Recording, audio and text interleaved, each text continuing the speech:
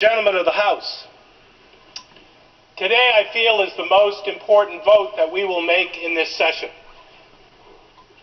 And I've thought a lot about how do I use my voice in this conversation, a conversation so full of information and facts and different points of view. And I feel it's an honor and a privilege to stand today and to be able to speak for the thousands of people who could be impacted by our vote today. And when I thought about what do I have to add to this conversation, it was simply to share with you some personal experiences. So the first is over the past year, I've had one of the most challenging health experiences I've had in my life. But I had that experience with the security of health insurance. In fact, everyone in this chamber who will vote today has the security of health insurance. And I could only imagine what would it be like to live with that health insecurity, the pain, the malpractice I went through, if I did not have health insurance. The second experience I've had personally is my first wife was diagnosed with cancer and passed away 11 years ago. And I can't imagine what it would be like for a resident in Maine, where we have one of the highest rates of cancer and one of the highest rates of mortality, to go through that experience without the security of health insurance. And the other thing I think about is simply my mom.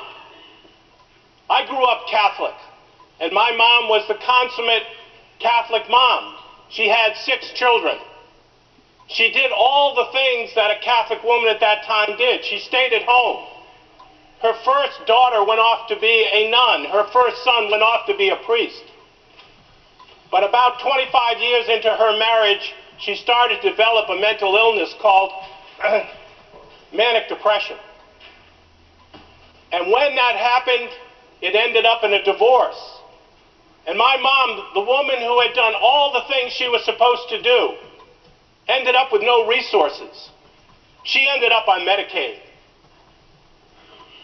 People get knocked down in their lives. Some of them can't get back up. And we need to reach down and give them a hand. And they're not there because they're depicted as lazy. They're not there because they're unemployed. They're knocked down by circumstances in their life, whether it's a car accident, an illness, a divorce, or some other big loss. So when we think about who are these people, I want you to think about my mom, because she did everything right in her life, and yet she needed this help from our government. The second thing is, I invite you to think about a bold vision for Maine, where every Maine resident would have access to affordable quality health care by 2020. And this could be a major step in that direction. And to think about, how do we think of health care? Do we think about it as a right or as a privilege?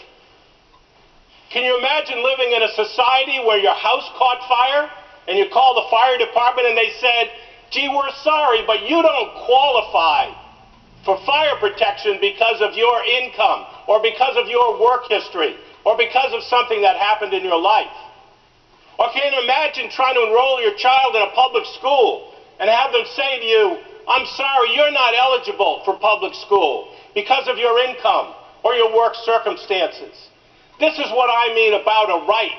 How could health care not be as important as any of those other rights and services that we give to our neighbors and in our community? And my final point is that I had the privilege of being the co-chair of the Maine Cancer Commission. And the #1 recommendation from the Cancer Commission, where we have one of the highest rates of cancer in the country, where over 3,000 people die from cancer every year, where over 8,000 people are diagnosed with cancer, the #1 recommendation was to increase access to health care, because that's how people can get screened, that's how people can get early detection, that's how people can get the help that they need. So in a world where we tend to think of this conversation as a financial spreadsheet about what we can afford or not afford, I encourage you to think about this in terms of the real life experiences of people in Maine who are our cousins, they're our neighbors, they're our aunts, they're our uncles. And they need our help, and I encourage you to support this motion. Thank you, Mr. Speaker.